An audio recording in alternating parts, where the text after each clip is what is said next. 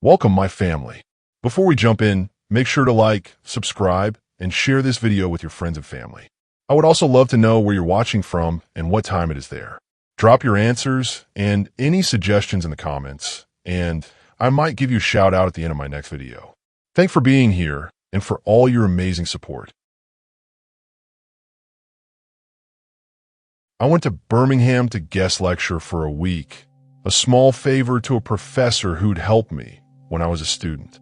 I stayed with my old college friend Kyle because the university only covered travel, not a hotel, and Kyle had a spare couch that smelled faintly of laundry detergent and old pizza.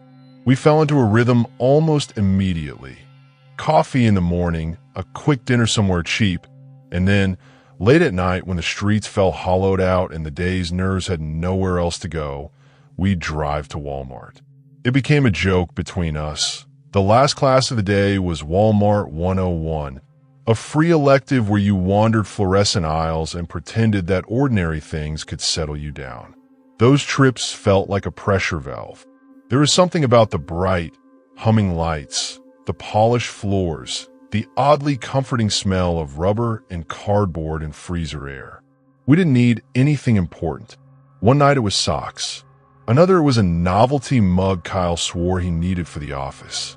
Another was snacks we didn't plan to eat, but bought anyway because a sale tag made them seem like a good idea. The place was mostly empty at that hour. Workers restocking, an exhausted cashier, a lone security guard drifting near the entrance, and the quiet made us feel like we had the world to ourselves. By the third night, we had our little circuit. Park near the garden center because there were always spaces. Walk past the seasonal aisle and make fun of whatever decorations had arrived too early. Loop through electronics so Kyle could stare at televisions he didn't intend to buy. End in groceries, where the snack aisle ran long and bright like a runway. We'd drift there last, reading the backs of chip bags like menus, making each other laugh about ridiculous flavors, dropping a couple in the cart that we both knew we'd forget in his pantry. On the fourth night, the ritual felt automatic. The city had cooled off after a hot day, and the glass doors sighed open as we walked in. We grabbed one of those squeaky-wheeled carts without thinking. I remember Kyle pointing at a stack of laundry baskets and saying, "I should finally get a couple of those." His apartment had shirts and hoodies and soft drifts along the hallway, so it sounded reasonable. We wheeled past them, promising we'd circle back. We ended up in snacks, as always. The aisle was lit like a stage, shelves packed tight. Chips, pretzels, popcorn, jerky, bright graphics, shouting over each other. It was quiet except for the thin hum of the refrigeration units a few aisles over and the faraway beeping of a register. I was reading a label, debating something spicy, when voices drifted in from the end of the aisle. Not normal voices. Clipped. Sharp. Two men turned into our lane from opposite directions, each walking like they owned the space. I don't know if they recognized each other or if it was just a look that went wrong. One had a baseball cap pulled low. The other wore a dark hoodie with the hood down, hands open at his sides in a way that felt deliberate. They stared for a heartbeat, and the quiet changed. You could feel it like static before lightning. "Why are you following me?" the cap said. "Wasn't," the hoodie replied, too fast, like the word had been sitting on his tongue. "Yeah? Then why you in my face?" Kyle shifted beside me, the cart's handle under his fingers. His hand tightened. We weren't part of it, but suddenly the aisle felt narrow. I could see the security mirrors at both ends, the curve of our own bodies reflected there, tiny and helpless. The hoodie man took a half step forward. "Pick your chips and move." Cap smiled without his eyes. He lifted his shirt with 2 fingers, just enough. I didn't see the whole thing. I didn't need to. The suggestion was enough. A shape, metal glint, the world tilting. Everything got very small and very loud at the same time. "Hey," Kyle started, a reflex to say something normal like, "Let's go," but the first crack of sound tore the sentence in half. It wasn't like movies. It was harsher, flatter, like the air itself snapping. A bag of chips near my knee burst open in a frantic rustle, a spray of orange dust blooming like a weird flower. I grabbed Kyle by the sleeve and pulled. The cart slammed into the shelf with a clatter, metal wobbling. Another shot, then another, and the aisle jumped with each hit. Cardboard shivering, metal pinging, plastic crinkling in quick, terrified waves. We ran crooked, hunched without thinking, like our bodies had decided for us. The laundry aisle was across the main lane, and we shot toward it because my brain remembered those baskets, those ridiculous plastic ovals stacked in tidy columns. We dove behind them as if the shape meant safety, as if the word laundry could protect you. Kyle kicked one stack over without meaning to, and baskets skittered, thumping like drums. We crouched, the scent of synthetic plastic and powdered detergent wrapped around us, weirdly clean in the mess of it. More shots. The echo chased itself through the store, ricocheting off freezers and end caps. Somewhere, something glass shattered and tinkled to a stop. I could hear feet scuffing on the polished floor, aggressive and then uncertain. The chip aisle was a storm of paper and salt and corn, the air turning powdery. I could see the edge of it from where we hid, tiny orange curls rolling like tumbleweeds. "Stay down," I whispered to Kyle, which was useless because he was already a knot of limbs, head down, breath ragged. My own lungs felt like someone had knotted them to the shelf. Every sound was turned up too loud. The whir of the overhead lights, the distant radio that kept playing soft pop like nothing was wrong, the beeping from somewhere that wouldn't stop. Someone shouted a hoarse, angry sound. Another voice answered, higher, thin with panic. Then silence, the kind that bloats until it becomes its own noise. I realized I was counting under my breath. 1, 2, 3, as if it's some number I'd know what to do next. I didn't. A worker turned the corner of the main lane then, pushing a pallet jack loaded with paper towels, eyes wide and unfocused. He froze when he saw us, and we froze when we saw him. 3 animals caught in the same trap. I shook my head hard and flattened my hand to the floor. Don't stay, as if I had any authority over anything. He backed the pallet jack away inch by inch, wheels squeaking, jaw clenched, until he disappeared again. From the front of the store, the security guard's voice came thin and strained. Hey, y'all need to quit it. He sounded like he hoped his words would do the work his body couldn't. Then the sirens came. Not immediately, but suddenly. The distant thread of them wove into the air and pulled everything taut. Somewhere a door slammed open and another slammed shut, someone yelling for everyone to get down, to stay where they were. The intercom crackled and a voice tried to say something official, but broke on the words. I tried to look without getting up, peeking through the slats of toppled baskets. The snack aisle was a mess, the clean lines of packaging shredded, colors confettied across the glossy floor. At the far end, where the aisle met the main lane, a smear of red glowed unnaturally under the lights, shiny and dark. My brain refused to name it. My stomach tried to creep up my throat. "Are you hit?" I said to Kyle, hearing my voice from somewhere far away. He shook his head. "You?" No, the word felt like a lie, because something in me had been hit, even if there wasn't a hole. Uniforms rushed in. Commands cracked like more shots. "Hands. Show your hands. You two stay down." Boots slapped tile. A pair of officers swept past us, one with a flashlight cutting white through the bright store, as if it needed more light.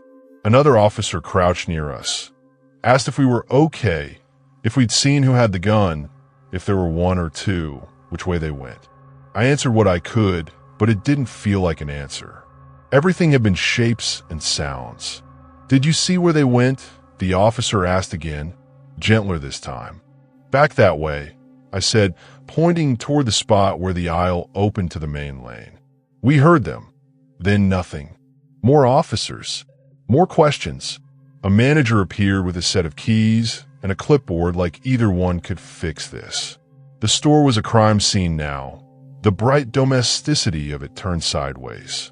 They taped off aisles. They herded us and a handful of other customers toward the front, but kept us inside. The sliding doors gaped but guarded. The parking lot flashed red and blue like a carnival for ghosts. When they finally let us up, my legs worked like rental equipment. We followed the officer toward the snack aisle because he wanted to show us where not to step. Up close, everything was worse. The shelves were small, harmless-looking things for what they had done, bright brass eyes staring back. There were streaks of something sticky on the floor where a bottle had burst. There were dents in the metal shelf at knee height, little mouths forced into the steel. There was blood. Not a puddle like in a movie, not a single clean shape. More like a map someone had drawn in a hurry and then smeared with their hand. A trail, then a splatter, then nothing. It led nowhere and everywhere at once. Any victims? Kyle asked hoarsely. His voice didn't sound like him. The officer shook his head. We got shell casings. We got blood. He gestured, resigned. No bodies. No guns. Whoever it was, they were gone before we got here. It didn't compute. The store wasn't that big. How do you bleed and then vanish? How do two men fire and leave behind only noise that won't stop? They took our statements at a metal table near the customer service desk. A fan turned lazily above us, stirring air that smelled like floor cleaner and fear. I kept hearing that first crack over and over, the way it cut the world. I kept seeing the orange dust bloom from the chip bag, an absurd little firework. When they asked me what kind of chips I'd been holding, I wanted to laugh because it felt like the only question I could answer fully. I told them. They wrote it down like it mattered. They let us go when the sky started graying and the parking lot lights blinked themselves off. The drive back to Kyle's was quiet. Our joke about Walmart 101 dead on the floor behind us. He parked and didn't move. His knuckles stayed white on the steering wheel until he realized it and yanked his hands away like the plastic had burned him. Inside, the apartment looked too much like it had earlier. Laundry still in friendly mounds, mugs still on the counter. I sat on the couch because standing felt like a dare. Kyle paced the narrow living room until the motion made me dizzy. When he finally stopped, it was in front of the window blinds, two fingers pulling them apart to look down at the street, then letting them snap back. We didn't sleep. Morning came anyway. For the rest of the week, the guest lectures went on like nothing had changed. I stood in front of rooms and talked about the topic I'd come to talk about. Mouth moving, head nodding at questions, notes flipping like normal.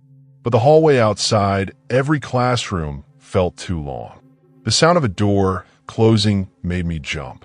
The click of a stapler sounded like metal in the wrong hands. Each time I walked into a store for a bottle of water or a sandwich, my eyes swept the whole space first, counting exits, tracing the main lane, warning myself away from aisles that didn't have a clean line of sight. We didn't go back to Walmart. On the last night, instead of the ritual, we sat on the apartment floor and picked up shirts, folding them slowly into the laundry baskets that had come home with us by accident because they clung to the bottom of the cart after everything and the manager said to just take them. The plastic felt cheap and sturdy at the same time, a useless shield we wanted to believe in. We stacked them by the closet like two pale helmets and didn't speak.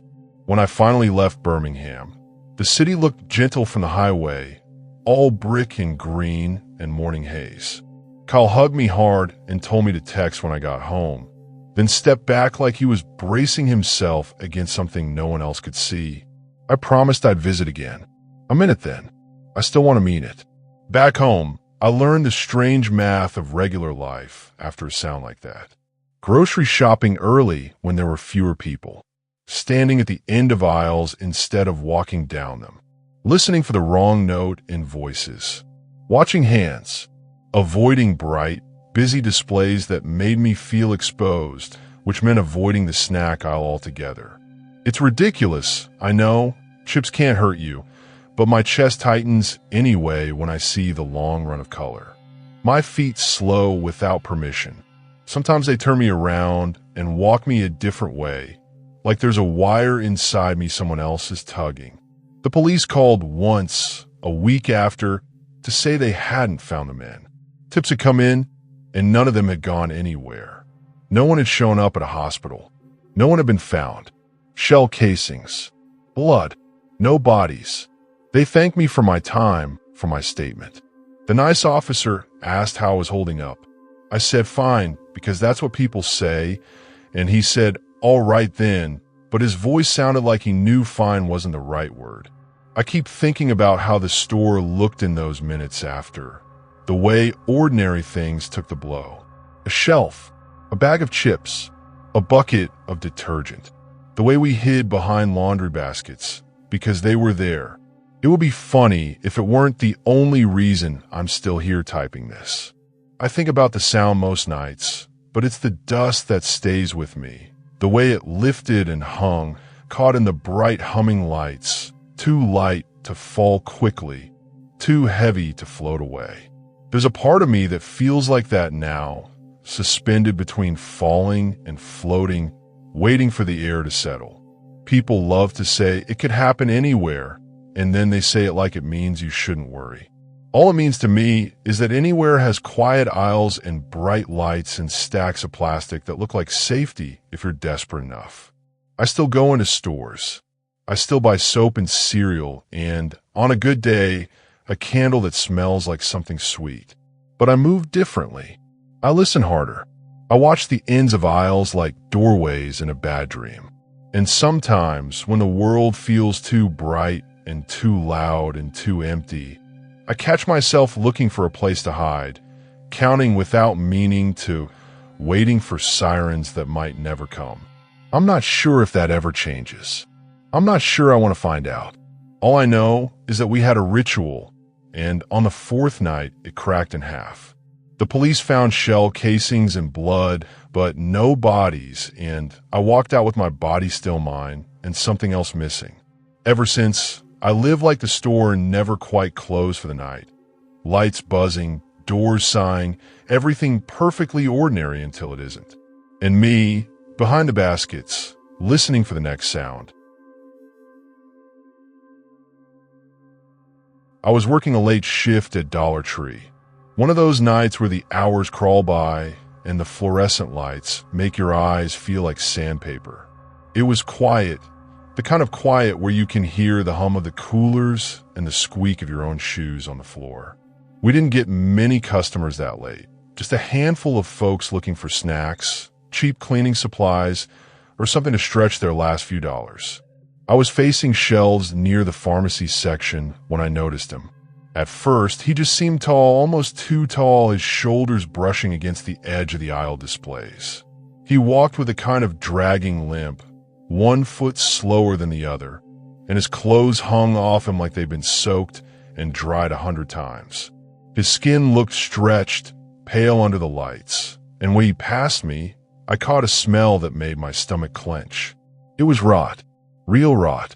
The kind of smell you'd expect near a dumpster in midsummer or a dead animal on the side of the road. I turned my head away, gagging into my shoulder, trying to be discreet. But when I glanced down, I saw why. His leg.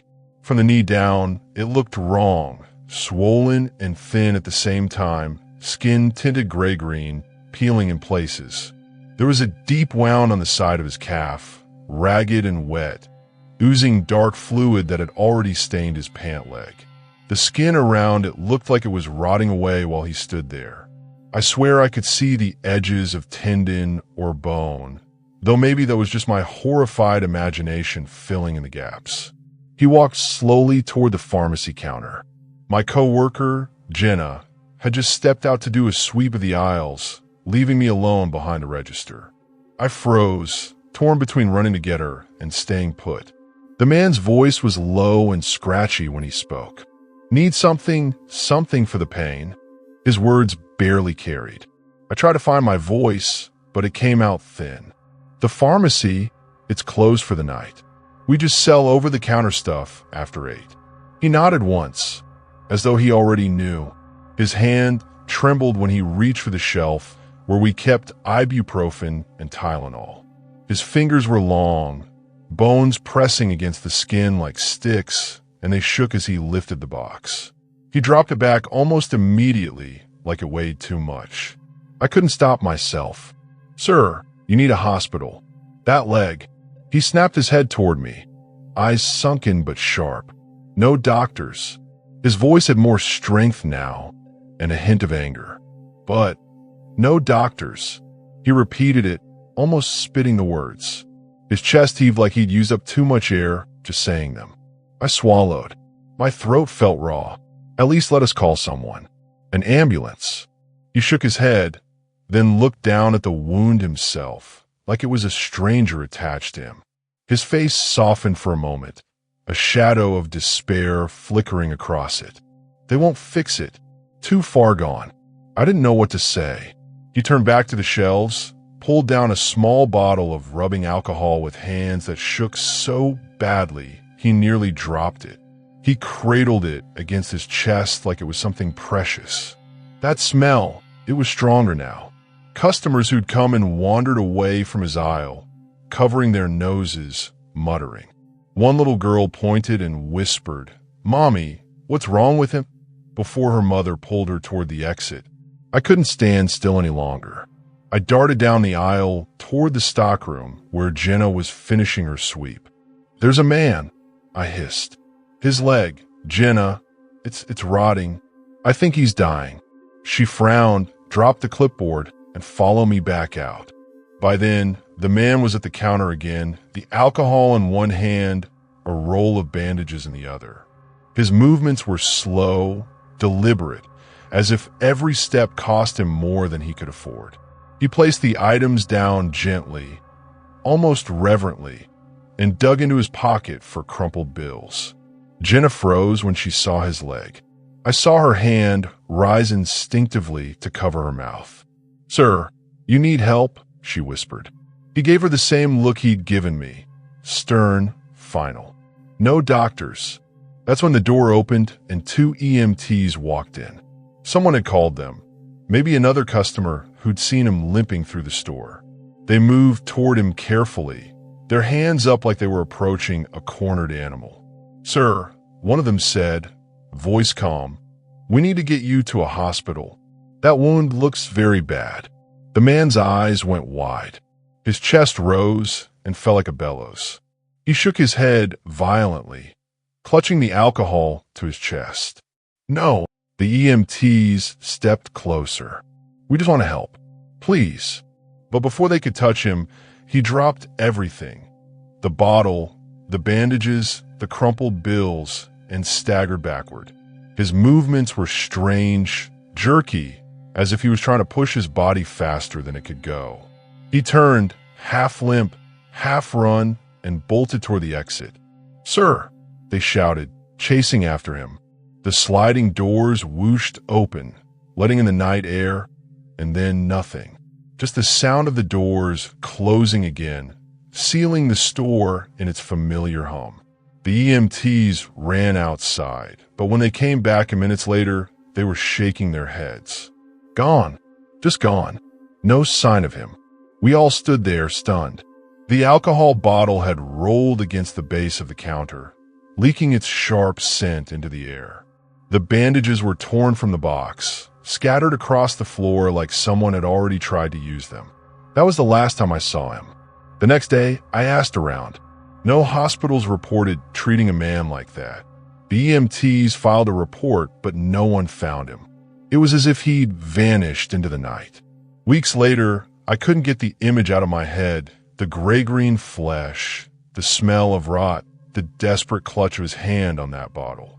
I kept wondering if he had died in some abandoned place, alone, refusing help until the end.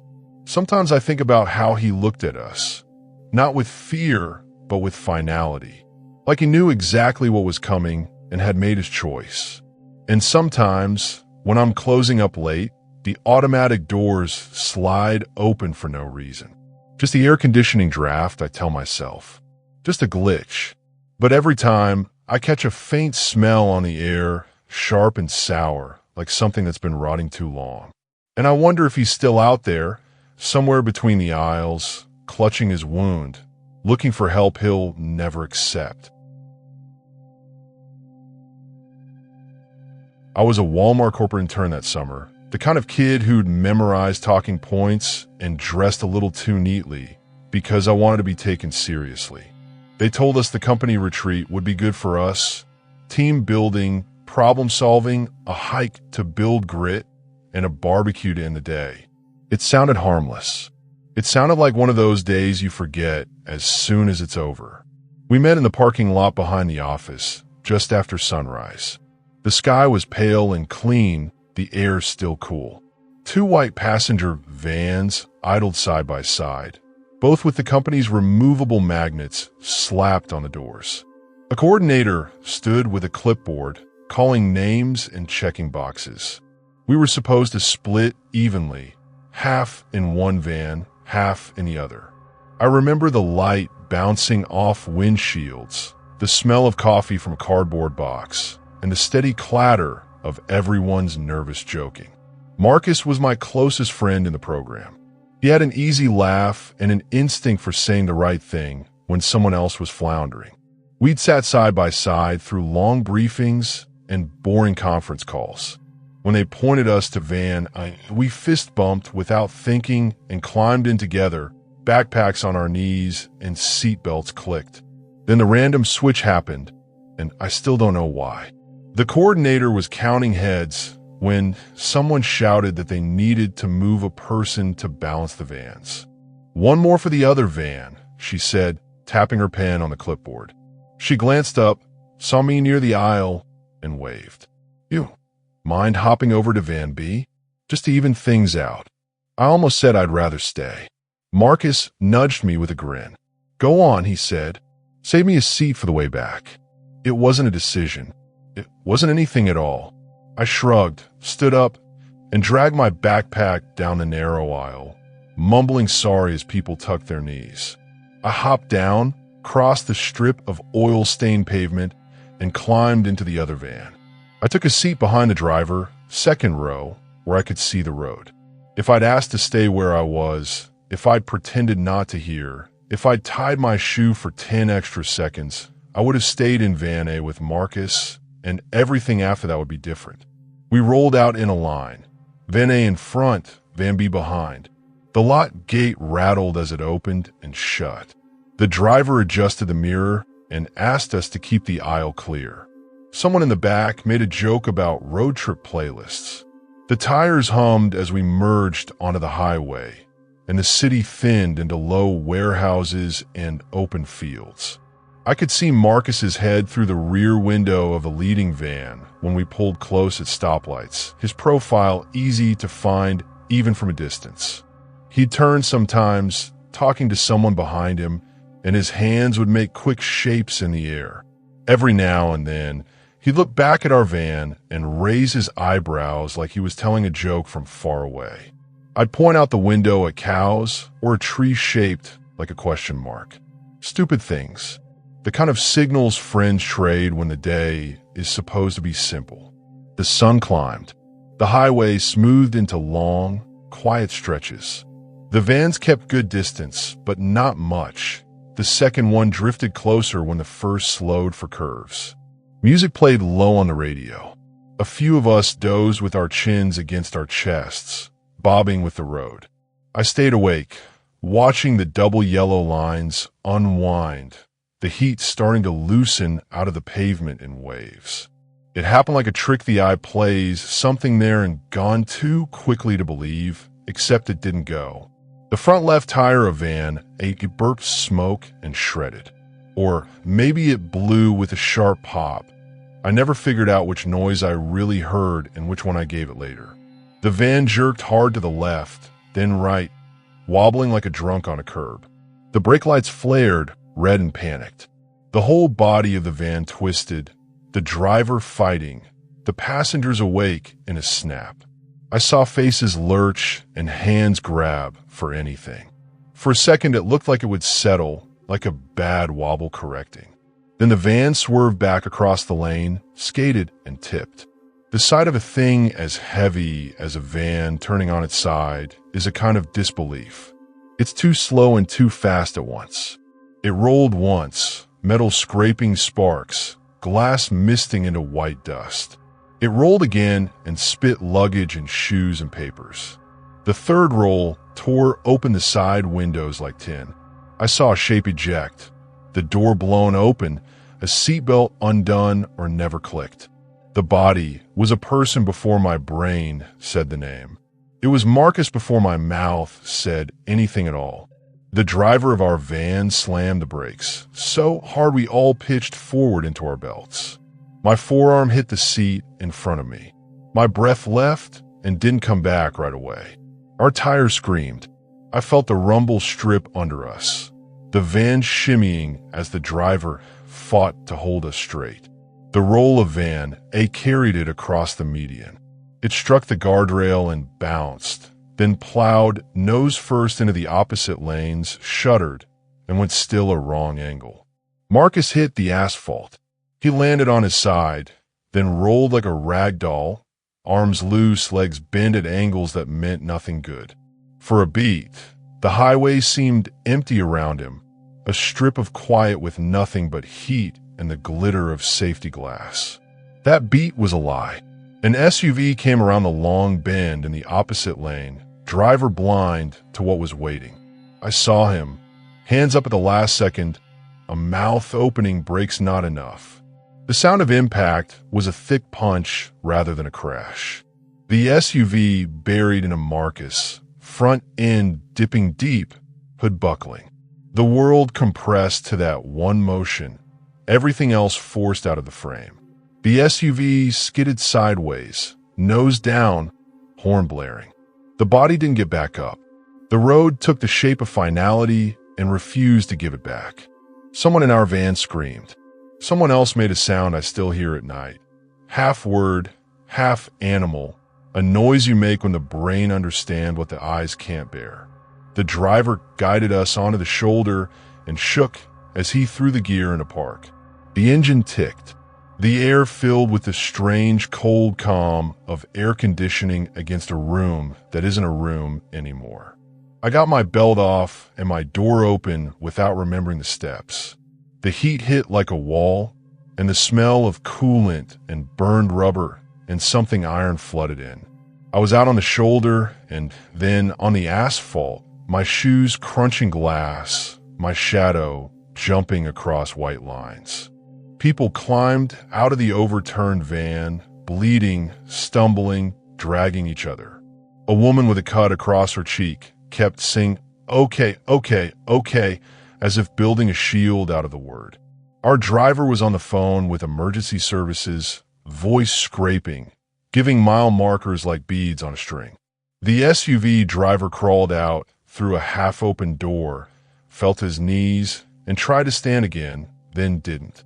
He pressed both palms to his face, smearing gray dust and blood, and went very quiet. The horn stuck and wailed until someone found the lever and shut the engine down, and the silence after felt bigger than the sky. I moved toward where Marcus lay because my feet had decided before my head could. I knew. The angle was wrong. The stillness was complete. But I moved because it was him. He was on his back now, someone having tried to roll him carefully. His eyes stared at the sky. One hand was open, palm up, fingers curved like he'd been holding something and let it fall.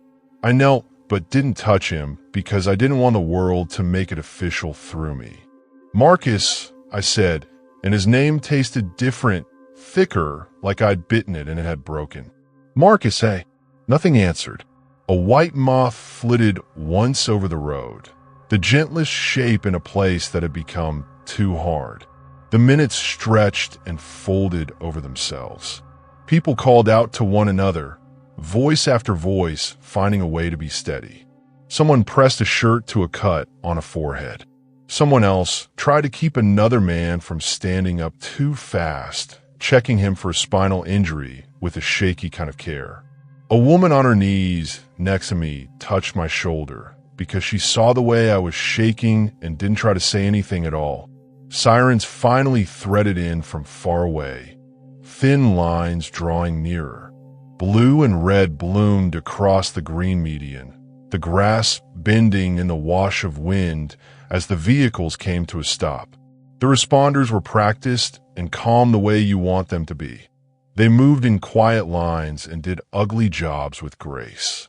They triaged, taped, boarded, loaded. They looked at Marcus and didn't look twice.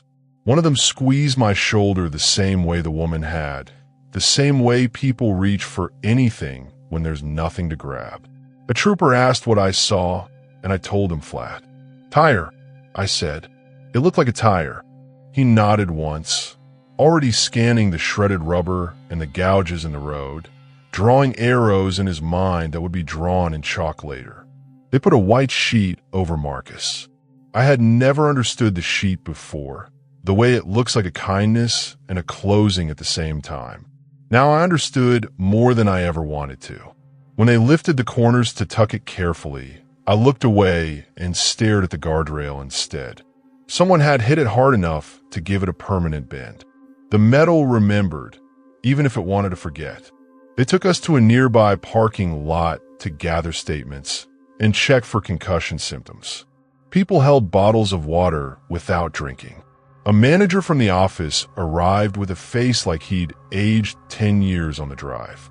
He hugged each of us in a way that made me think of a man hugging survivors of a thing he wasn't inside of. He said words like resources and support and EAP, because there are words you say when disaster is bigger than you.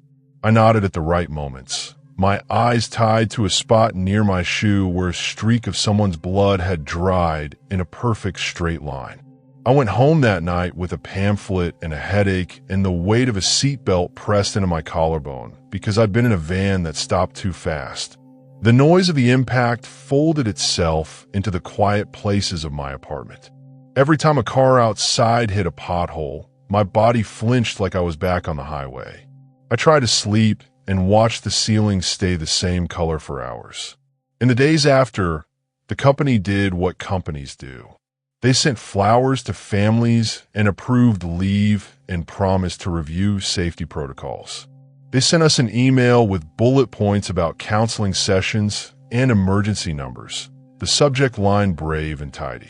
I clicked it open and read the sentences and closed it and opened it again like the words might change shape into something that would make more sense. People at work talked about Marcus in the past, tense the way the living do when they can't believe it, switching back and forth without noticing. Marcus was the kind of guy who'd stay late to fix a spreadsheet he didn't break, someone said, smiling toward the carpet. He was easy to like. That was true. It made everything worse.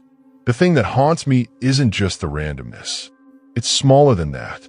It's the moment of my hand on the seatbelt in Van B, the click, and the thought that I'd done that same motion 100 times in 100 cars without ever thinking about how the difference between a noise and a silence can be the difference between living and not. It's the way the coordinator waved and I stood because my legs worked. It's the way Marcus said, "Save me a seat for the way back," and the sentence ended in the middle and never found its second half. I try not to assign meaning to it. People love to say things like everything happens for a reason, but that makes me angry now. There isn't a reason to a tire failing at highway speed. There isn't a reason to a body landing exactly where an SUV can't stop. There isn't a reason to a clipboard, a shrug, and a walk across 20 feet of sunlit pavement. There's only the order of events and the impossible fact that they happen the way they did. I still ride in vans sometimes. Work doesn't stop because one day went wrong in a way the human mind can't carry. When I do, I sit behind the driver, second row, where I can see the road because that's where I sat that day, and I've made a bargain with myself about it. I check the seatbelt twice. My fingers walk the webbing like a rosary. If a driver drifts too close to the car ahead, my throat goes tight and I look out the side window until the feeling passes. When we pass a long bend and the oncoming lane is hidden for a moment, my chest waits for a shape to appear that shouldn't be there. Most days it doesn't. That should be a comfort. It isn't, not all the way. Sometimes at night, when the traffic is thin and a horn somewhere gets stuck for a second, and it does, city noises have their own logic. I hear it and I'm there again. The white moth over the road. The way the horn cut off and left the air too big. The sun too bright. The sheet too white. The empty seat next to me on the ride home that felt like a hole the size of a person. People have told me that survivor's guilt fades, that the brain finds ways to put weight down. Maybe they're right. Maybe it gets easier to say Marcus's name without the word catching. Maybe I'll stop replaying the coordinator's pin tapping on a clipboard. Maybe I'll stand in a parking lot and just choose a van like it's nothing, get in, and think about the barbecue at the end of the day instead of the double yellow lines and all the ways a morning can come apart. Until then, I carry the day with me like a dent in a guardrail. If you drive past fast enough, you might not see it. If you stand in front of it, you can't see anything else. Either way, it's real. It remembers the exact second when something heavy hit and the shape changed and never changed back. I remember too. I was asked to switch vans and I did. Marcus ended up in the one that rolled. An oncoming SUV finished the story. I lived, and everything after is me learning how to sit with the part of the world that doesn't make sense, buckled in, eyes on the road, waiting for a bend that I can't see around.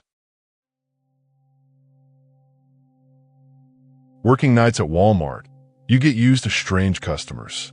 The ones who come in barefoot at 2 a.m., the ones who talk to the cereal boxes like they're old friends, the ones who wander the aisles for hours without buying a thing. But nothing ever unsettled me quite like her, the woman who called herself fireproof. It was late summer, a Tuesday night, and the store was almost empty.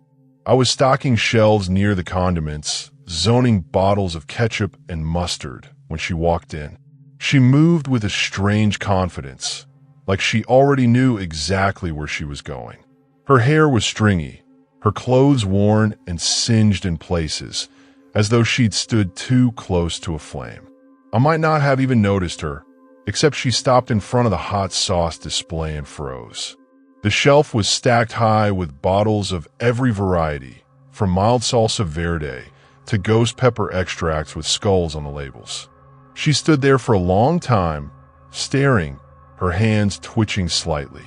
Then she reached out, grabbed the largest bottle of ghost pepper sauce, twisted off the cap, and lifted it to her lips.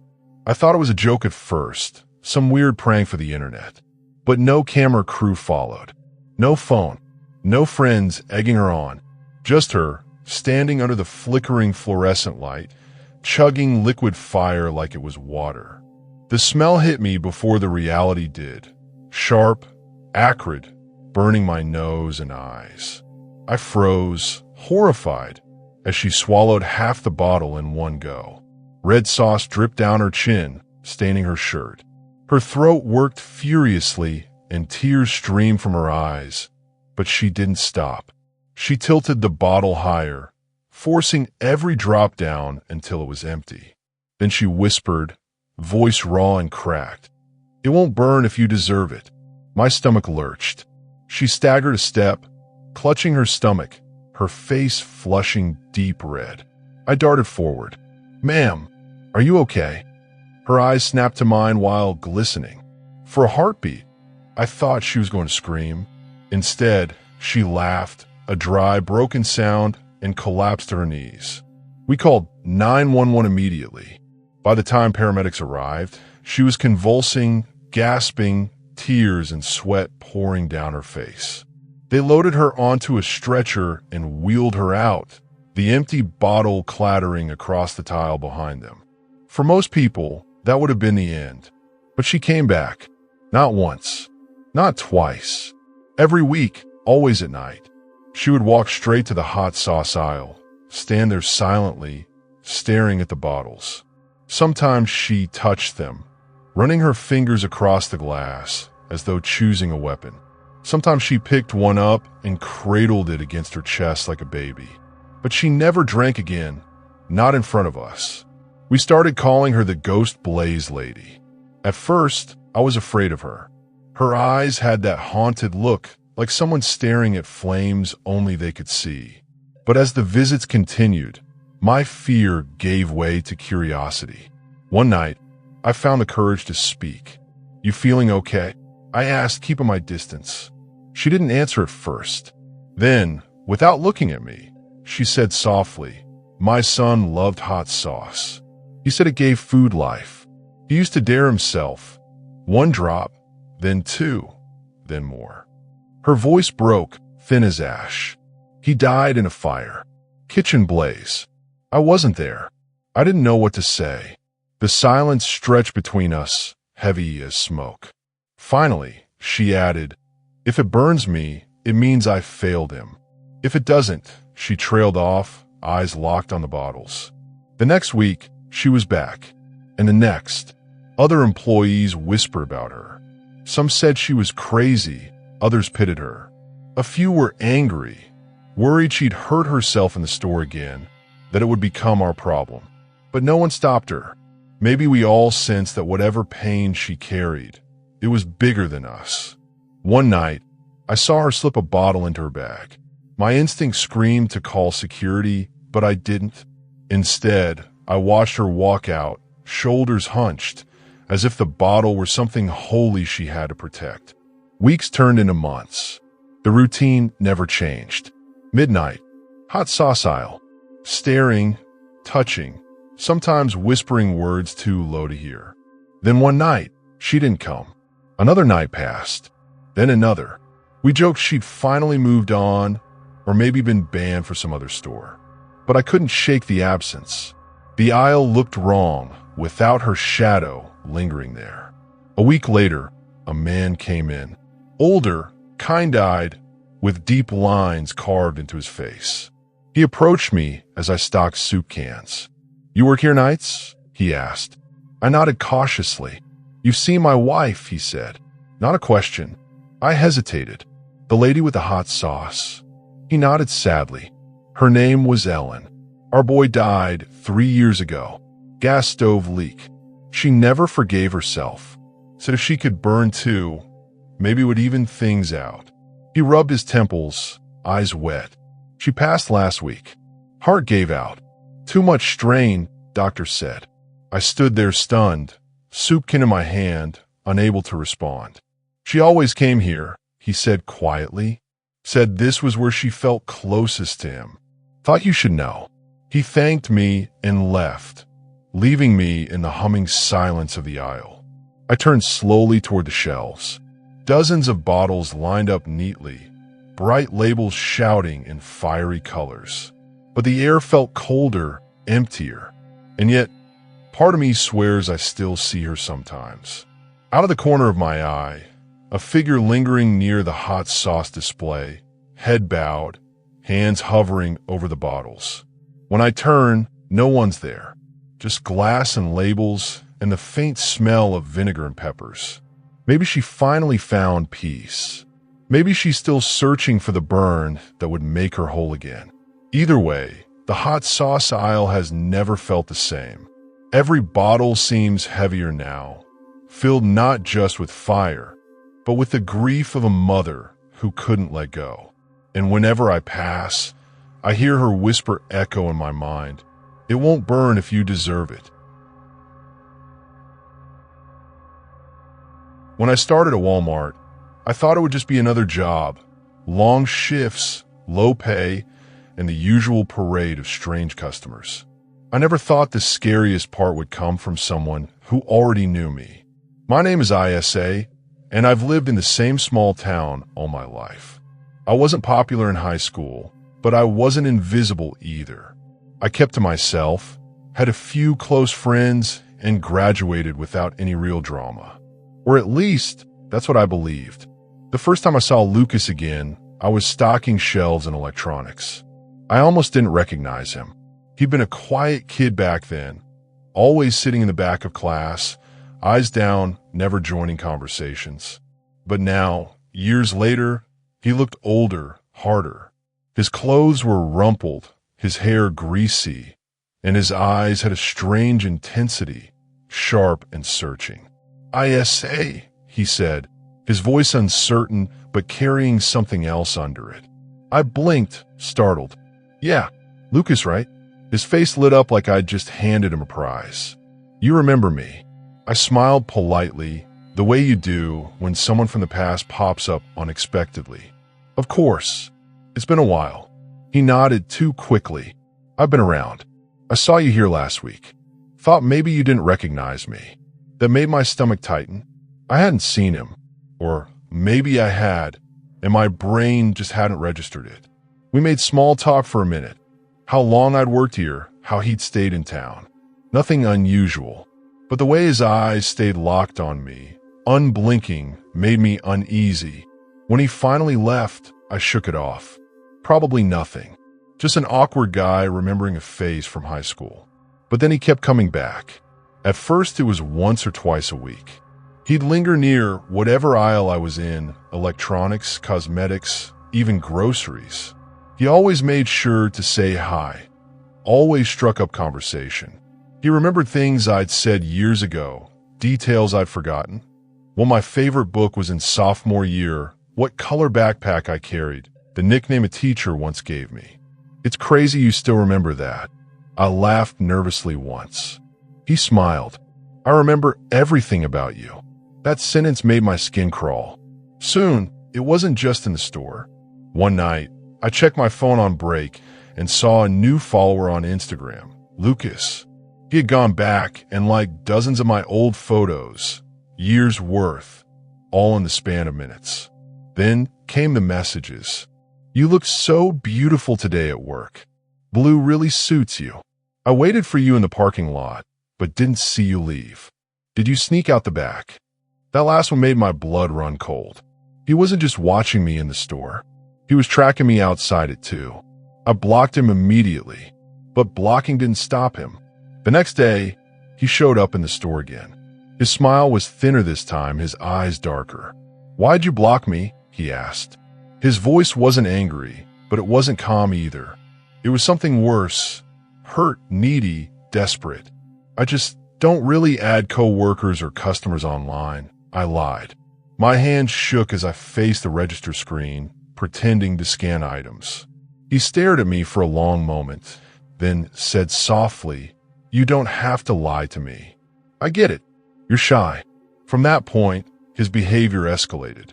I'd walk to my car after a shift and see his vehicle idling at the edge of the lot. Once he pulled out behind me and followed for several blocks until I turned suddenly into a gas station, heart racing, pretending I needed to buy something. He knew my schedule. He knew when I closed, when I opened, when I had mid-shifts. Sometimes he'd be waiting by the doors before I even clocked in. I reported it to management. They sighed, told me there wasn't much they could do. "He's not breaking any laws in the store," one manager said. "If he harasses you outside, call the police." So I did. The officer I spoke to listened patiently, took notes, and suggested I file for a restraining order. It took weeks, but eventually I stood before a judge and explained everything. His appearances, his messages, his following me. The order was granted. For the first time in months, I felt like I could breathe. But Lucas didn't stop. He stayed away from the store for a while, sure, but he found other ways. I get calls from unknown numbers, silence on the other end, just breathing. I catch glimpses of him across the street from my apartment, standing under a lamppost, watching. Once, I came home to find a note tucked under my windshield wiper. The handwriting was jagged, hurried. "We're meant to be. Don't let them keep us apart." That was the night I called the police again, hands shaking so badly I could barely dial. They took the note, filed another report, and promised to patrol near my building. Weeks later, he was finally arrested. They caught him loitering near my apartment complex after midnight, violating the restraining order. He resisted, shouting my name as they dragged him into the squad car. I watched from my window, tears streaming down my face. He spent a short time in jail. After that, I don't know where he went. Some say he left town. Others whispered he'd been committed for psychiatric evaluation. All I know is that he hasn't come back. But even now, months later, I still feel him sometimes. When I walk to my car alone at night, I scan the lot for headlights idling in the dark. When I close my blinds, I check twice, making sure no shadow lingers outside. Because once someone like Lucas locks onto you, you never forget. The fear doesn't fade. The thought that somewhere he's still remembering everything about me, it sticks like a scar. And every time I pass the electronics aisle, I can still hear his voice, low and certain. You remember me. Mother's Day is supposed to be bright. Flowers, cards, smiling kids clutching balloons. At Walmart, it was chaos that morning. The front of the store was a sea of pink and red displays. Lines stretched back through aisles, and tired cashiers scanned bouquets like they were on an assembly line. I was working floor duty, helping direct customers to cards, chocolate, the last-minute gifts people always scrambled for. It was hectic, but nothing I hadn't seen before. By late afternoon, the rush had slowed, and I finally caught my breath. That's when the call came over the radio. Manager to women's restroom. Urgent. The tone said everything. Not a spill. Not a routine cleanup. Urgent. I hurried toward the back. Outside the restroom, a little boy stood crying. Couldn't have been more than 5 years old. His cheeks were wet, his shirt wrinkled, one shoelace dragging. "Mommy won't wake up," he sobbed when he saw me.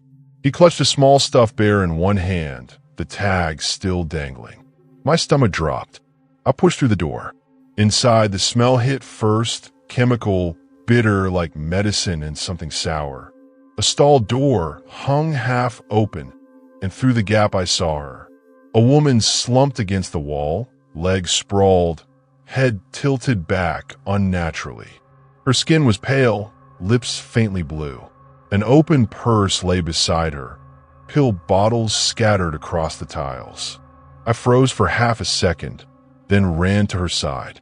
"Ma'am, can you hear me?" I shook her shoulder gently. No response. Her chest rose shallowly, barely moving. I shouted for someone to call 911. A coworker rushed in, phone already in hand. I stayed by the woman, fumbling for any sign she might wake. The boy's cries echoed through the restroom door.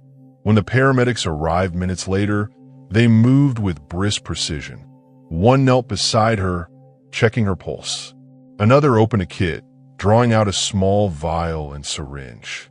I backed away, heart pounding as they worked.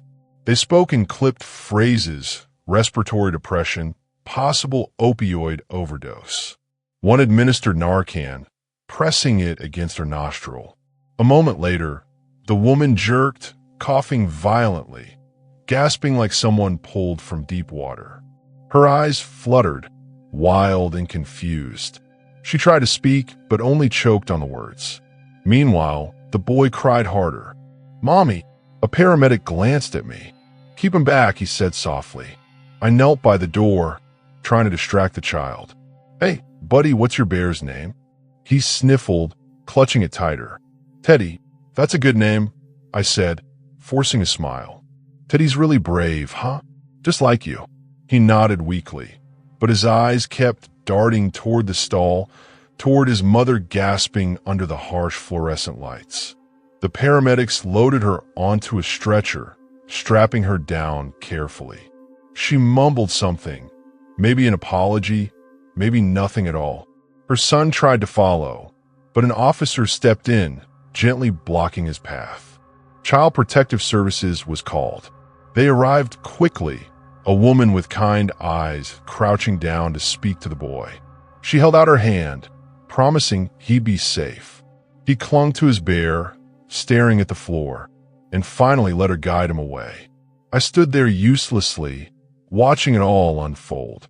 The restroom smelled of antiseptic now, the pill bottles already bagged as evidence. The tile still bore the outline of where she'd sat. The store resumed its rhythm soon after, customers filing past displays of roses and chocolates, none the wiser. I returned to my shift, but the image wouldn't leave me. The woman slumped against the stall, the boy's cries echoing off the walls, the stuffed bear's tag fluttering as he was led away. When I clocked out that night, the store felt colder than usual. I thought about the boy waking up the next morning, not to breakfast in bed for his mother, but to strangers explaining where he'd be living next. I thought about how quickly joy had flipped into tragedy, all within the walls of a Walmart restroom.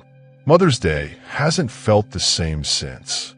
Whenever I walk past the toy aisle and see rows of stuffed bears, I picture his little hands gripping one desperately, waiting for a mother who couldn't hold on.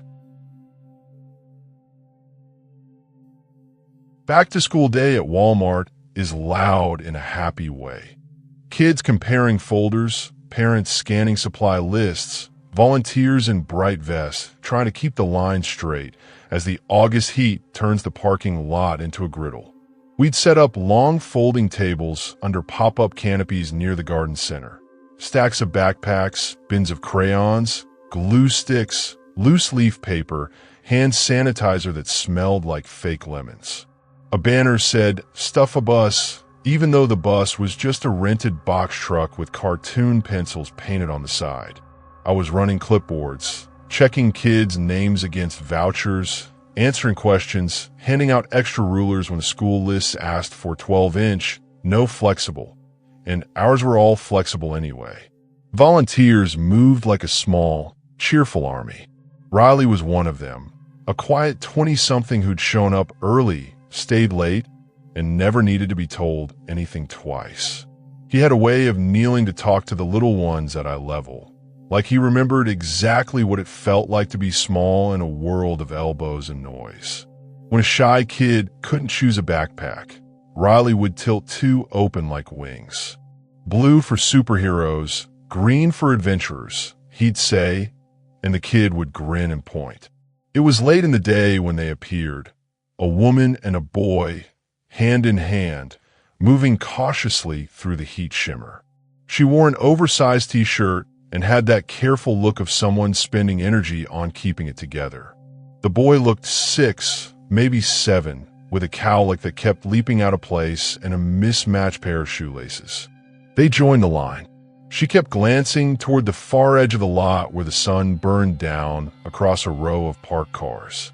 I followed her gaze without making it obvious. A gray sedan idled near the cart corral, driver sunk low, AC running. Nothing illegal about cooling off in a hot lot, but the way the car sat, angled, watchful, made a small knot in my chest. When it was their turn, Riley took over. "What's your favorite color?" he asked the boy. "Red," the boy said, immediate and sure. "Strong choice," Riley said, digging for a red backpack and filling it with supplies, narrating each item like a magician showing a trick. "Markers, only for paper, never for brothers. Glue sticks, don't eat them unless you like tasting disappointment." The boy giggled. The woman tried to smile and didn't quite get there. Up close, her eyes were tired in the bone-deep way you can't fix with a nap. "Thank you," she said when the bag was ready. "Really? Thank you." They headed toward their car. The gray sedan eased forward and then stopped 2 spaces down for where she parked. If you weren't looking for it, you wouldn't see the movement at all. I was still handing out a pack of index cards when the first shout cut through the heat. "Hey," a man's voice, too loud, too raw. "What are you doing with my son?" Everything in the lot seemed to pause. The flap of the canopy, the buzz of the PA announcing a price check, the squeak of a cart wheel that had been complaining all day. My head snapped toward the sound. He came out of the gray sedan with the door still half open, a broad-shouldered man moving fast on bad intentions. He wore sunglasses even though the sun was low, jaw clenched, fists already tight like he'd been rehearsing this moment alone. The woman blanched, pulling the boy closer, trying to hustle him into the back seat. She fumbled the buckle. The man was on them in seconds. "My kid," he snarled, hands slamming against the door. "You're not taking him from me." People freeze in different ways. Some go statue still. Some pretend it's not happening. Some make themselves small. Riley did none of those things. He moved. Hey, stop. He put his body between the man and the open car door without touching him, palms out, voice steady but loud enough to carry. "Back up. Not like this." The man shoved him once to test the boundary, then harder like he meant to erase it. Riley slid a foot back to catch his balance and didn't fall. "Back up," he repeated. "We've got kids here." I grabbed my radio with hands that had already started to shake. 911, I told the assistant manager, who had been working the water table. "Now, parking lot by garden. Custody situation. It's getting ugly." My voice sounded like it belonged to someone else. The woman got the boy halfway into the booster when the man reached past Riley and yanked. The seatbelt whiplashed. The boy cried out. The woman clung to him, her hands white on his arms. The man's swing came fast, not a punch, but that half-wild, full-body shove of someone who wants to move another person with pure force. He drove the woman into the doorframe hard enough that the ding-ding chime started up from the open car. A shriek went through the crowd.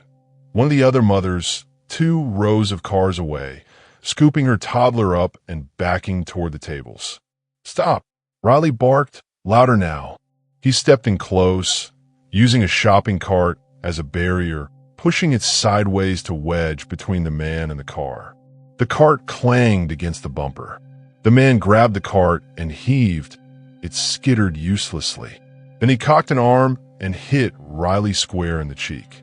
The sound was small, more slap than crack, but it turned something in the air. Riley's head snapped to the side, and he made an awful, surprised noise. Then he took one breath and advanced, not with fists, not swinging. He reached for the man's wrists, pinned one to the cart handle, and wedged his hip in to keep space between the man and the door. "Let go of me," the man shouted. "He's my son. I have rights." Spit flecked bright in the sun. He jerked free and lunged again for the boy. The woman cried out and pulled. The boy was crying in a high, animal sound that makes your body move before your brain does. "Help!" I yelled, useless word, and then I was running toward them with 2 other volunteers and a man who'd been loading mulch into his truck. Behind me, another associate was dragging our giant donation bin into place like a barricade. "Call the police," someone shouted. "They're on their way." I heard myself answer. The man got a hold on the boy's wrist and yanked. Riley grabbed the man around the waist and twisted, taking his legs out from under him the way you might tackle someone in a pickup game when you've both forgotten you're not 20. They went down hard. Keys scattered across the asphalt. Sunglasses flew. The man bucked like a horse, wild and strong. Riley locked his arms and held on. "Get off me," the man roared. "He's mine." "Not like this," Riley grunted, breath ragged, face flushed. "Not like this." The mulch man dropped a knee onto one of the man's arms and put his weight down. Another volunteer, grandmother Jittle, 5 minutes ago, steel now, fell onto the other wrist with both forearms and pressed. I hovered stupidly and then did the only useful thing I could. I opened the back door wider and pulled the boy into my arms, murmuring, it's okay, while I put my own body between him and the tangle on the ground. He was shaking so hard his teeth clicked. The woman sagged against the doorframe, one hand over her ribs, the other cupped around the boy's head. "Don't let him take me," the boy whispered into my shirt, hot tears soaking through. His breath smelled like bubblegum and fear. "I won't," I said, and meant it with everything I had. The man on the ground twisted, tried to bite, spat profanity that felt too big for daylight. Riley took a heel to the thigh and swore under his breath, then shifted, pinning with leverage, not force. "Stay down," he said, voice low, focused on that one square of asphalt like a surgeon. He wasn't a brawler. He was an anchor. Somewhere behind the ringing in my ears, the store PA chimed, 2 bright notes, and our assistant manager's voice announced, "Asset protection to Garden Center lot," which made me want to laugh because the phrase was so normal for a situation that wasn't. Phones were up everywhere, recording, because of course they were. A woman held her hand to the side of her face, whispering to a camera, "He tried to take the kid. It's his kid, oh my God." Like she needed the future proof to make sense of the present. Sirens grew from a suggestion to a fact. The man heard them and redoubled his thrashing, a trapped animal feeling the cage come down. "He's my son," he screamed again, voice cracking. "You can't, she can't." 2 cruisers rolled in at once, tires squealing soft as they braked. Officers spilled out, voices sharp, movements practiced. "Hand where we can see them. Do not move."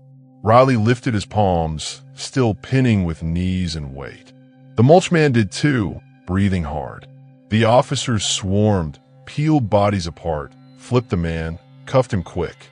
"Sir, stop resisting," one said as the man wriggled and cursed. "Stop.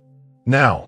Where's your paperwork?" another officer asked the woman, not unkindly.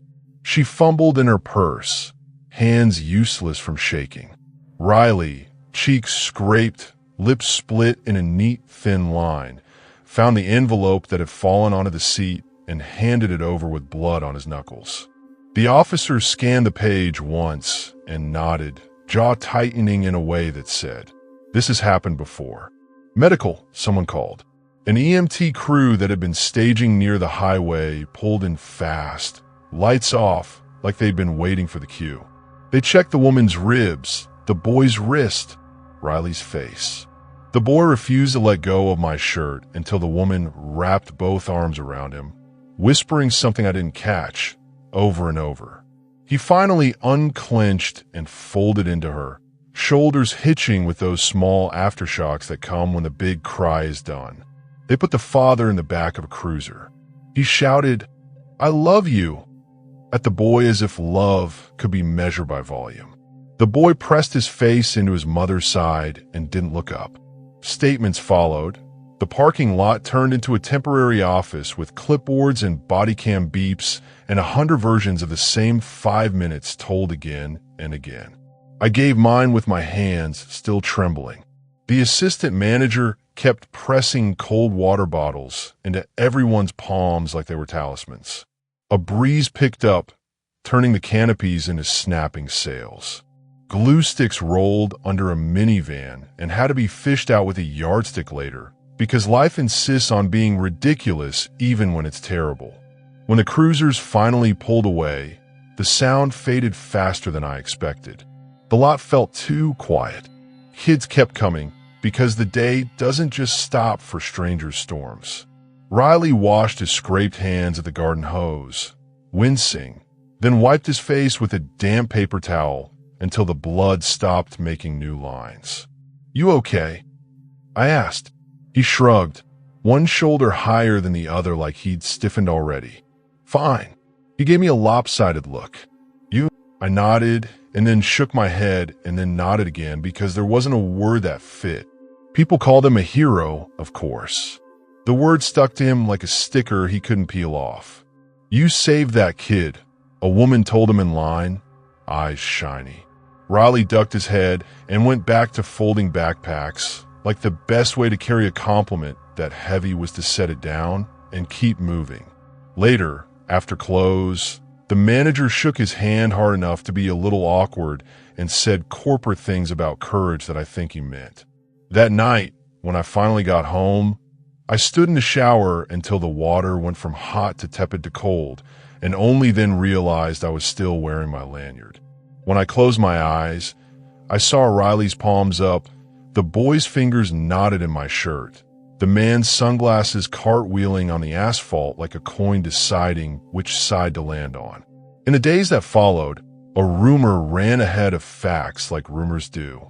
Some said the father had a temporary order that said supervised visits only. Some said he'd been served papers and exploded. Some said nothing at all, because it was none of our business. I know what I saw: a desperate man, a terrified mother, a child learning too early that grown-ups can be dangerous, and a volunteer named Riley who made a line with his body and said, "Not like this." The lot looks the same now. The cart corrals still swallow abandoned buggies with a squeal. The canopies still flap when the wind gusts. The glue sticks are back where they belong. But I walk slower through that space. I watch eyes, not hands. I listen for the words that turn an afternoon into something else. People keep asking Riley to tell the story. He doesn't like telling it. He says the same thing every time, simple and true. There were kids around. I did what anyone would do. Maybe anyone would. I know, for sure he did. And every backpack he handed out after, with scraped knuckles and a swelling cheek, felt like a small prayer that school could be a place safer than the lot where the world tried to teach that boy a different lesson. Walmart parking lots are always uneasy places at night. Too many shadows, too many rows of cars where anything can happen unseen. I'd finished a long shift and was heading out just before midnight. The lot mostly empty except for a handful of scattered vehicles. The sodium lamps buzzed overhead, casting a sickly orange glow that made the air feel heavy. That's when I heard it, the sound of yelling. At first, I thought it was just some couple arguing, the kind of spat you try to ignore. But the voice was loud, raw, and furious. A man's voice, shouting over and over, "Where's Mary?" I froze, halfway to my car. The sound came from a row over, near the garden center entrance. I crept closer, careful not to draw attention. And then I saw him. He was tall, built thick through the shoulders, his hair matted with sweat. His movements are wild, jittery. His fists clenched and unclenched, knuckles already red and swollen. He wore a torn t-shirt that looked like it had been through a fight, and his eyes were wild, unfocused, darting everywhere like he was seeing ghosts. He wasn't just yelling. He was attacking people. A woman in a hoodie had been walking to her car when he rushed her, screaming Mary. He grabbed her arm and swung a fist in her face, so hard she dropped instantly, crumpling to the asphalt. He didn't even hesitate. He moved on, pacing, snarling, scanning for his next target. Another man tried to step in, shouting, "Hey, leave her alone." He didn't get the chance. The attacker lunged, punching him again and again until he collapsed to his knees. Each hit landed with a sickening thud that echoed across the lot. I ducked behind a car, shaking, my heart racing. This wasn't some drunk looking for a fight. This was madness, pure and violent. He kept shouting the same name, "Mary, Mary, come out," like he was lost in some twisted hallucination. A group of teenagers near the entrance screamed and scattered, running back inside. A mother clutched her child to her chest, hiding between two parked cars. The whole lot had become a hunting ground. I fumbled for my phone, dialing 911 with trembling fingers. My voice shook as I told the dispatcher what was happening. A man attacking random people in the Walmart parking lot, screaming incoherently. She told me to stay hidden, that police were already on the way. But seconds feel like hours when someone's life is on the line. The attacker spotted another man near a cart corral and charged him. The poor guy barely had time to react before fists hammered into him. The sound of bone against bone made me wince. The man tried to shield himself, but the attacker was relentless, screaming that same name over and over. People around me whispered in terror. Some were crying quietly.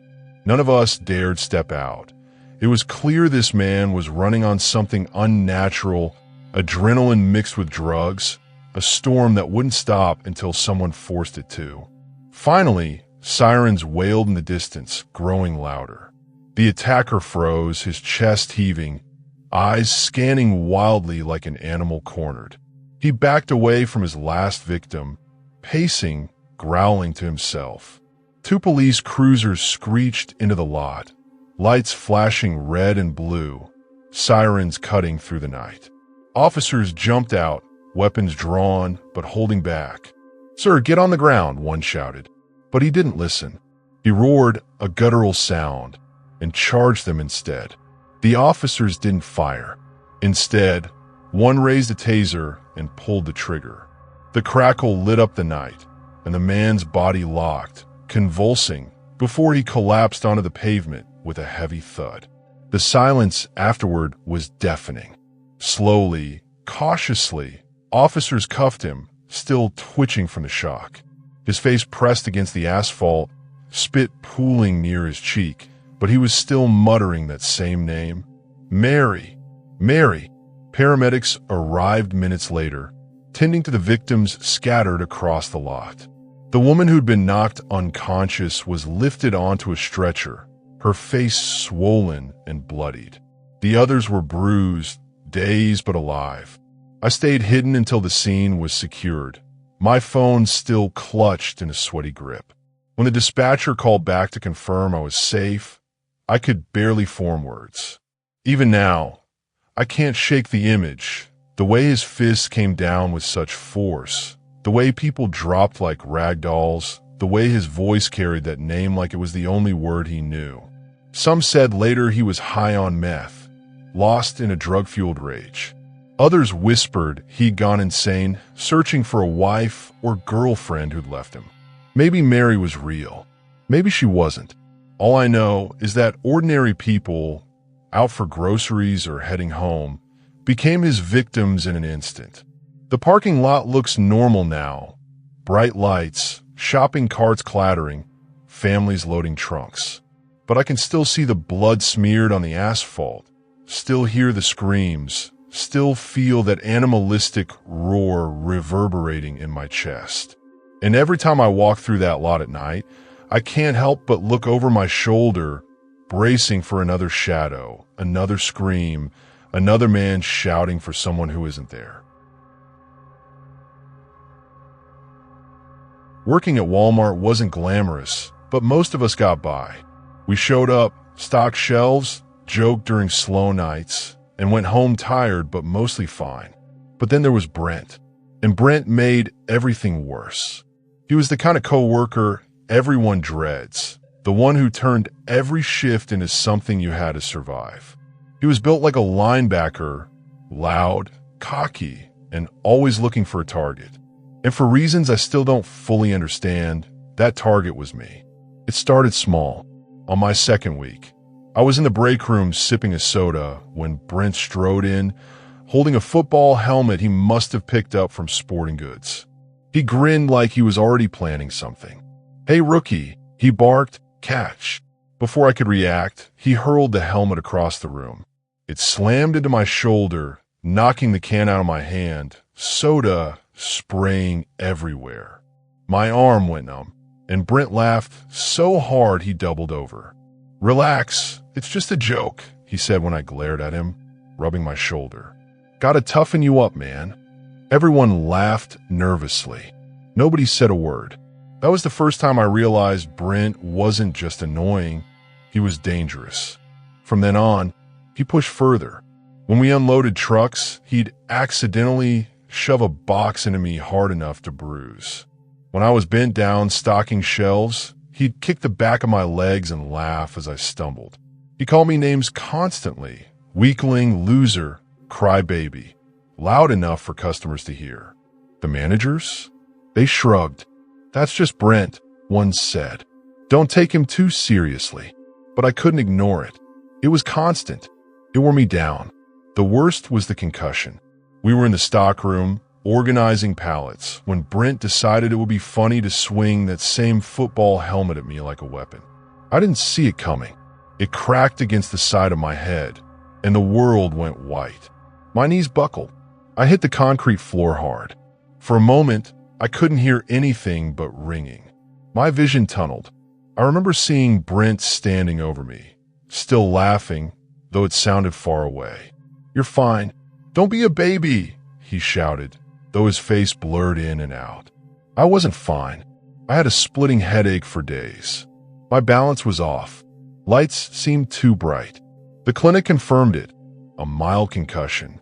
When I brought the doctor's note to my manager, he sighed. "We'll talk to Brent," he said, in that flat tone that told me nothing would happen. And I was right. Brent showed up the next shift, smirking, no punishment at all. If anything, it made him worse. He'd lean close and whisper, "Concussion boy," whenever we passed. He knocked things out of my hands, then grin when I flinched. I tried to avoid him, but the stockroom wasn't big enough. One night, I was alone back there, stacking boxes when he came in. The door swung shut behind him with a heavy click. Well, he said, voice low. "Look who's hiding back here." I froze. He stepped closer, cracking his knuckles. "You think you're better than me?" Running to the managers, crying with your little doctor's notes. I backed up against the shelf, heart pounding. "I don't want any trouble, Brent." "Too late," he sneered. He shoved me hard against the boxes. My head smacked wood, the sound echoing. He shoved again, harder, grinning as if this was all a game. Something in me snapped then. I shoved back, harder than I thought I could. He stumbled, surprised, and for a split second I thought maybe he'd back off. But Brent wasn't the type to back down. His face twisted with anger. He lunged, grabbing my shirt collar, jerking me forward so close I could smell his breath, beer and mint gum. His fist drew back. That's when the door swung open. Another co-worker stepped in, eyes wide at the sight of Brent pinning me. "What the hell?" she shouted. Brent dropped me immediately, plastering on an innocent grin. Just messing around. But it was too late. She reported him on the spot. With her as a witness, management couldn't brush it off anymore. Brent was called into the office. He came out half an hour later, face dark, muttering curses under his breath. That was the last time I saw him in uniform. He was fired that night. You'd think I'd feel relief. And I did partly, but the damage lingered. For months afterward, I'd flinch if someone tossed something in my direction. I hated walking through the stockroom alone, half expecting Brent to be waiting there, even though he was gone. The concussion healed, but the memory didn't. It sat heavy in my chest, a reminder of how cruel people can be when no one holds them accountable. Most co-workers breathed easier once Brent was gone. The break room felt lighter, the stockroom quieter. But for me, there's still a scar you can't see, a low hum of dread that sometimes flares when I hear sudden laughter or heavy footsteps behind me. Because for months, Walmart wasn't just a job. It was survival, and Brent made sure I never forgot it. The old Walmart had been dark for months. Shelves stripped out, pharmacy gutted. The big blue sign faded to a ghost of its former color. They hired me to sit nights on the empty lot, keep thieves from stripping copper and kids from breaking in. It was an easy gig on paper. A folding chair in the guard shack, floodlights humming over a sea of dead parking spaces, a thermos of coffee, and a radio that only ever crackled when a stray cat set off the motion sensors. Nights have their own kind of silence out there. Highway noise carries like a whisper, and every small sound gets bigger. The tick of cooling metal, the flap of a loose banner on the fence, the clack of a beetle hitting the window. I learned the rhythm quick, hourly walks along the chain link, flashlight across the loading docks, then back to the monitors in the shack to watch black and white emptiness. Company policy was pinned right above the desk. Do not leave the property. Do not open gates for anyone. Observe, report, call 911 if you see a crime. Don't be a hero. They bolded that part. It was a Tuesday night, the kind that drags. The sky had that low, orange glow from the streetlights a few blocks over, and a wind was moving the plastic caution tape someone had tied around a busted car corral. Somewhere, a dog barked at nothing. Headlights slid across the far end of the lot and broke the pattern. A sedan crept along the edge by the garden center, slow enough to make me sit up. One headlight was dimmer than the other, and the driver kept turning the wheel like he couldn't decide where to go.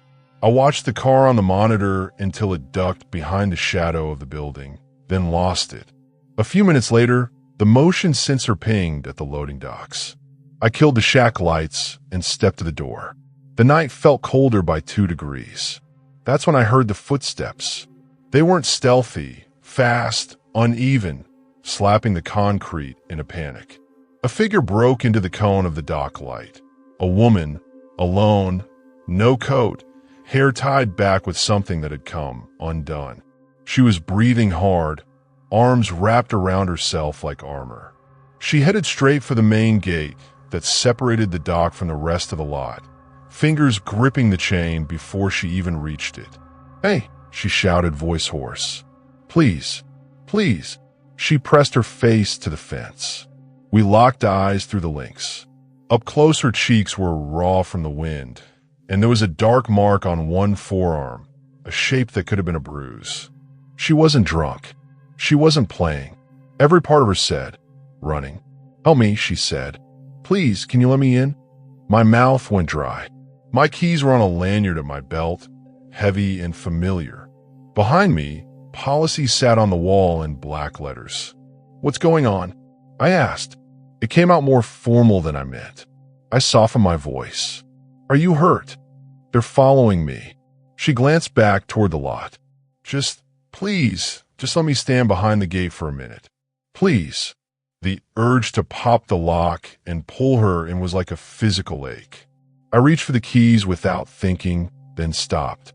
If I opened the gate, anyone on the other side could push in with her, and then I'd have 2 problems and a job I no longer had. "I can call the police," I said. "Right now, stay by the gate." "No," she said quickly, shaking her head so hard wisps of hair stuck to her face. "No police." The floodlight hummed above us. From the lot, an engine idled, low and patient. The sedan rolled into view again, slow as a tide, and stopped halfway across the empty lanes. 2 shapes sat in the front, faces hard to read at that distance, heads tipped our way. The passenger's arm rested out the window, a cigarette ember burning like an eye. "Please," she said again, quieter. "Just don't get involved. You asked me for help." "I know." Her eyes filled and didn't spill. I'm sorry. I just needed to see if someone..." She wiped her face with the back of her hand and flinched when she touched the bruise. "It's okay." It wasn't. Every part of me knew it wasn't. I stepped closer to the fence. "Ma'am, listen to me. You can stand right there while I call." "You don't have to." The sedan's engine revved once, a sound designed to be heard. The cigarette ember arced and died. The car rolled forward another 10 feet and stopped again. She watched it the way a deer watches a treeling. Then she did the strangest thing. She looked back at me, straight through the links, and her voice settled into a flat, practiced place. "I'm okay," she said, louder now, as if someone else was taking notes. "Everything's fine. We can keep you here until..." "Don't," she said. It wasn't a plea anymore. It was an instruction. She backed away from the fence, hands raised a little, palms out like she was calming me and herself at once. "Thank you, but don't." The sedan flashed its headlights twice. She flinched at the second flicker, and then she walked. Not a run, not the sprint of a woman asking for mercy. Just a walk, shoulders tight, chin tucked, each step measured like she was stepping across hot coals. The passenger door opened before she reached it. A voice said something I didn't catch. She shook her head once, then ducked in. The door shut. The car didn't peel away. It drifted slow and steady, out of the lot and onto the road like any other car on any other night, taillights shrinking until they were just 2 red pinpricks, and then nothing. I stood by the fence until the wind made my eyes water and my fingers hurt. Back in the shack, I watched the playback from each angle. The cameras were cheap, the kind they'd installed when the store still had a crew, and the night mode turned faces into gray blurs. The woman appeared as a pale shape at the gate, a mouth moving, hands shaking. The car stayed far enough from the cameras to make the plates unreadable. I zoomed, rewound, froze frames that didn't have answers in them. I picked up the phone and put it down twice. Policy said call 911 if you see a crime. What had I seen? A woman asked for help and then told me not to call. She left in a car under her own power. Consent is a simple word that hides 1,000 ugly scenarios. I thought about the bruise. I thought about the way her eyes kept bouncing to the car like a magnet was pulling them. I dialed. The dispatcher answered with a tired voice and a script. I told her what I could, what I'd seen and not seen. She asked if anyone had brandished a weapon. No. Had there been an assault on my property? No. Did I have a license plate? No. Did the woman give her name? No. She logged the call. We'll send a patrol car through the area, she said, which is dispatcher for there's not much we can do with this. I made an incident report anyway. Date, time, weather. The exact words she said as best as I could remember them. Don't get involved. I felt stupid typing it out like an admission of guilt. I emailed it to my supervisor with the grainy clips and the line, for your awareness. He wrote back 2 hours later. Asterisk, you did the right thing, not opening the gate.